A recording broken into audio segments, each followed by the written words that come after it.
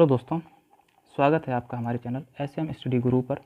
मैं हूं निशांत पाठक और मैं आपके सामने ये पैट का सिलेबस लेकर आया हूं, जिसमें आपको ये भारतीय इतिहास और इस इतिहास में जो कुछ खंड दिए गए हैं उसमें सिंधु घाटी की सभ्यता, वैदिक संस्कृति, बौद्ध धर्म जिसमें गौतम बुद्ध जीवनी एवं शिक्षाएँ, जैन धर्म महावीर जीवनी एवं शिक्षाएँ, मौर्य वंश सम्राट अशोक के बारे में, गुप्त वंश समुद्रगुप्त चंद्रगुप्त द्वितीय, साथ ही हर्षवर्धन के बाद मध्यकाल शुरू होता है जिसमें राजपूत काल, सल्तनत काल, मुगल साम्राज्य और मराठा ये सभी शामिल हैं।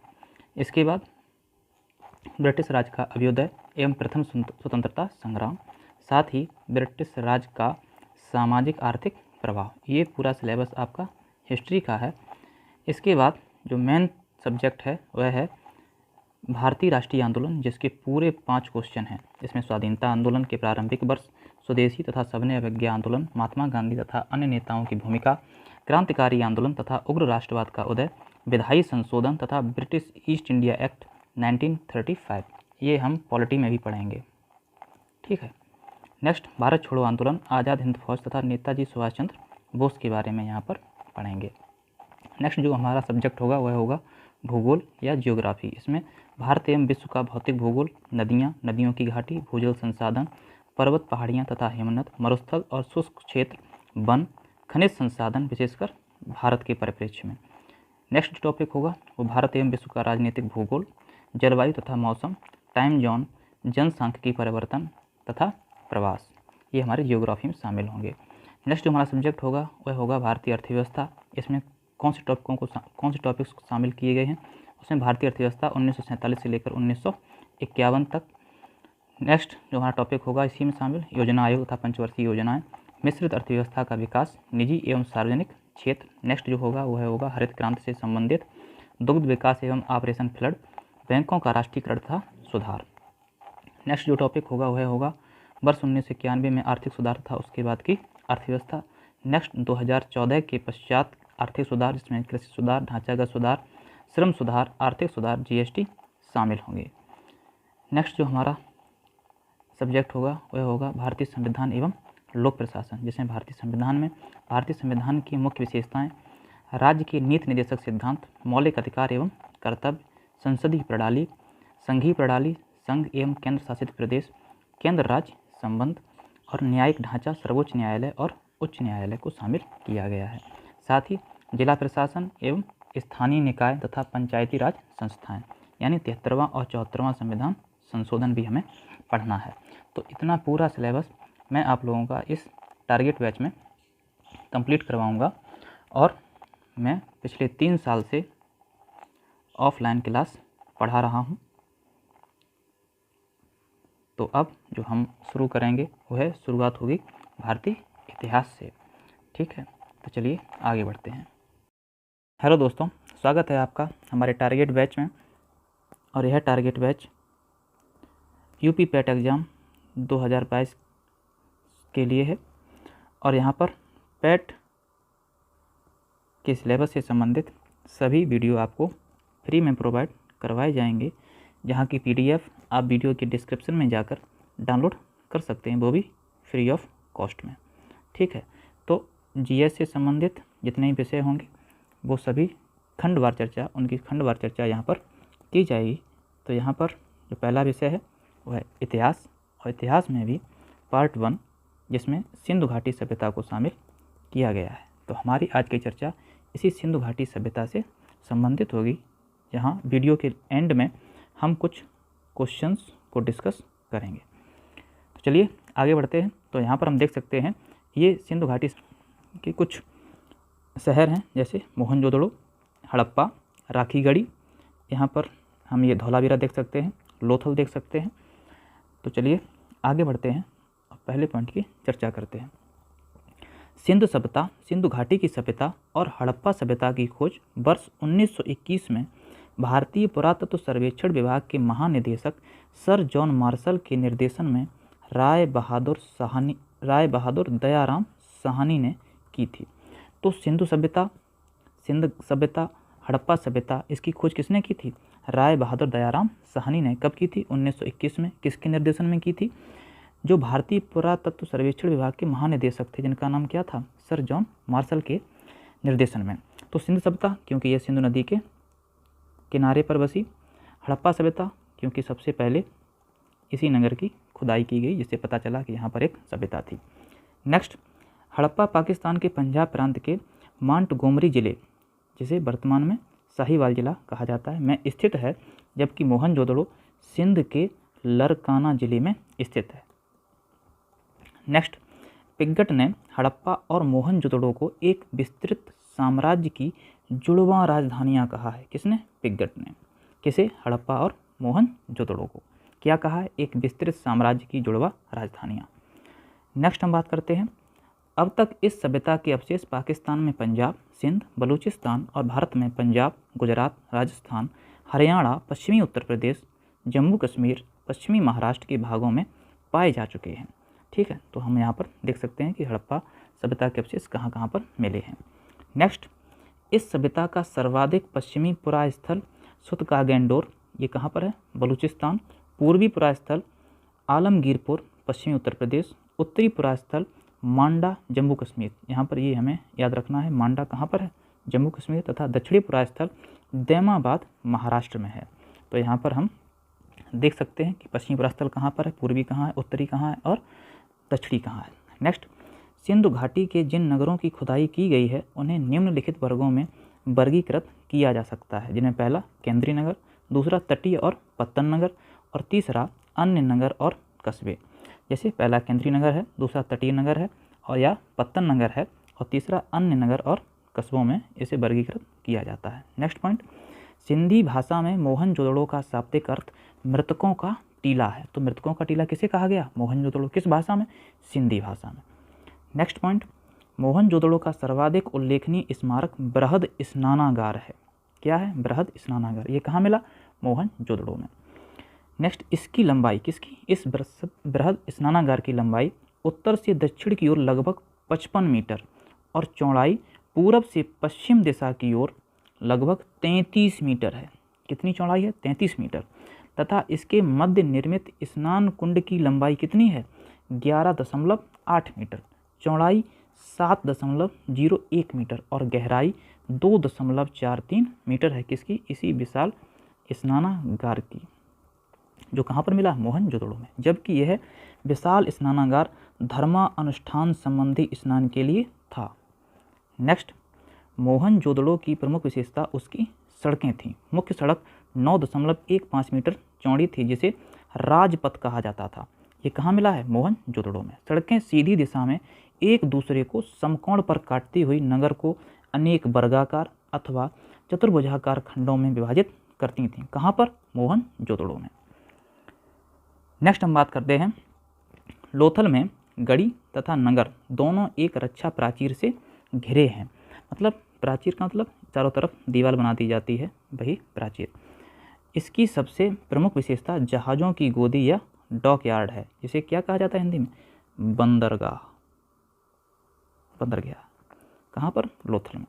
यहाँ से प्राप्त अन्य महत्वपूर्ण अवशेष हैं धान और बाजरे का साच, फारस की मोहर, घोड़े की लघु मृण मूर्ति, 3 युगल समाधियाँ। ये कहाँ पर मिली हैं? लोथल में। ठीक है, कौन? धान, बाजरे का साच, फारस की मोहर, घोड़े की लघु मृण मूर्ति, 3 युगल समाधियाँ। तो फारस की मोहर मिलने का सीधा संबंध है क्या? कि यहाँ से व्यापार होता था, वो भी कहाँ पर? मिस्र से। नेक्स्ट हम बात करते हैं, धौलावीरा नगर आयताकार बना था। इस नगर को 3 भागों किला, मध्य नगर तथा निचला नगर में विभाजित किया गया था एवं यहाँ से एक विशाल जलाशय मिला है। कहाँ पर? धौलावीरा में। विशाल जलाशय कहाँ मिला है? धौलावीरा में। जबकि विशाल स्नानागार कहाँ मिला है? मोहनजोदड़ो में, जिससे यहाँ के निवासी एक उन्नत जल प्रबंधन व्यवस्था से परिचित थे। कहाँ के निवासी? धौलावीरा के। नेक्स्ट, दैमाबाद महाराष्ट्र के अहमदनगर जिले में प्रवरा नदी के बाएं किनारे पर स्थित है। कौन? दैमाबाद, जो सबसे दक्षिणी स्थल है तथा यह सैंधव सभ्यता का सबसे दक्षिणी स्थल है। कौन? दैमाबाद। एवं यहाँ से रथ चलाते हुए मनुष्य, सांड, गेंडे की आकृतियाँ प्राप्त हुई हैं। कहाँ से? दैमाबाद से। नेक्स्ट, रोपड़ पंजाब सतलज नदी के बाएं तट पर स्थित है। कौन? रोपड़, जो कहाँ पर है? पंजाब में। तथा इसका आधुनिक नाम क्या है? रूपनगर। रूपनगर का प्राचीन नाम रोपड़, रोपड़ का आधुनिक नाम रूपनगर। नेक्स्ट, सिंधु घाटी सभ्यता के लोगों के मुख्य खाद्यान्न गेहूं और जौ थे। कहाँ के? सिंधु घाटी सभ्यता के लोगों के। रंगपुर से धान की भूसी, लोथल से चावल के अवशेष मिले हैं। तो रंगपुर से क्या मिला है? धान की भूसी, लोथल से चावल के अवशेष मिले हैं। सूती वस्त्रों के अवशेष से यह निष्कर्ष निकाला जाता है कि यहाँ के निवासी कपास उगाना जानते थे। कहाँ पर? हड़प्पा सभ्यता के लोग। भारत से कपास यूनान गई, जिसे यूनानी हिंडन के नाम से पुकारते थे। किसे? कपास। एक हमारी वायुसेना का एयरबेस है, वो भी कहाँ पर है? हिंडन में। ठीक है, उसे लिंक कर सकते हैं। नेक्स्ट, मेलुहा की पहचान सिंध से क्षेत्र से की गई है। किसकी? मेलुहा। दिलमुन की पहचान फारस की खाड़ी के बहरीन देश से की गई है। किसे? दिलमुन की पहचान किससे की गई है? फारस की खाड़ी के बहरीन देश से। सुमेरी अभिलेखों में दिलमुन को साफ सुथरे नगरों का स्थान या सूर्य उदय का क्षेत्र और हाथियों का देश कहा गया है। तो नेक्स्ट यहाँ पर क्वेश्चन बन सकता है कि दिलमुन को साफ सुथरे नगरों का स्थान किन अभिलेखों में कहा गया है? तो सुमेरी अभिलेखों में। ठीक है, जिसे क्या क्या कहा जाता है? साफ सुथरे नगरों का स्थान, सूर्योदय का क्षेत्र और हाथियों का देश, जो आज का क्या है? बहरीन देश। यहाँ पर हम ये चित्र देख सकते हैं, जो धौलावीरा का है, ये विशाल जलाशय हम देख सकते हैं। उन्नत जल प्रबंधन की व्यवस्था भी यहाँ पर देखी जा सकती है। चलिए अब हम अपने अभ्यास प्रश्न की तरफ चलते हैं। तो हमारा पहला जो क्वेश्चन है, हड़प्पा निम्नलिखित में से किस सभ्यता से संबंध है? पहला सुमेरियन सभ्यता, दूसरा सिंधु घाटी सभ्यता, तीसरा वैदिक सभ्यता और चौथा मेसोपोटामिया। तो किसकी सभ्यता? सिंधु घाटी की सभ्यता।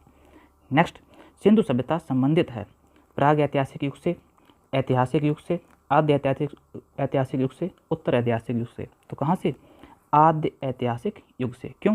क्योंकि यहाँ के लोग लेखन शैली से तो परिचित थे, लेकिन उसको अभी तक पढ़ा नहीं जा सका है, जिससे ये कैसी सभ्यता बन जाती है? आद्य ऐतिहासिक युग की। नेक्स्ट हम बात करते हैं, हड़प्पा संस्कृति की जानकारी का प्रमुख स्रोत है शिलालेख, पक्की मिट्टी की मोहरों पर अंकित लेख, तीसरा है पुरातात्विक खुदाई और चौथा है उपयुक्त सभी। तो क्या है? पुरातात्विक खुदाई। क्यों? खुदाई से ही हड़प्पा संस्कृति का पता चला है, कोई भी अभिलेख नहीं मिला है। नेक्स्ट, निम्नलिखित में से कौन सा एक हड़प्पा स्थल नहीं है? तो यहाँ पर हम यह देख सकते हैं कि किसे किसे शामिल किया गया है? चहुंदड़ों को, दूसरा कोट दीजी को, चौथा सोहगोरा को, तीसरा सोहगोरा को और चौथा देसलपुर को। तो हमारा कौन सा है? ये सोहगोरा। ये कहाँ पर है? आज के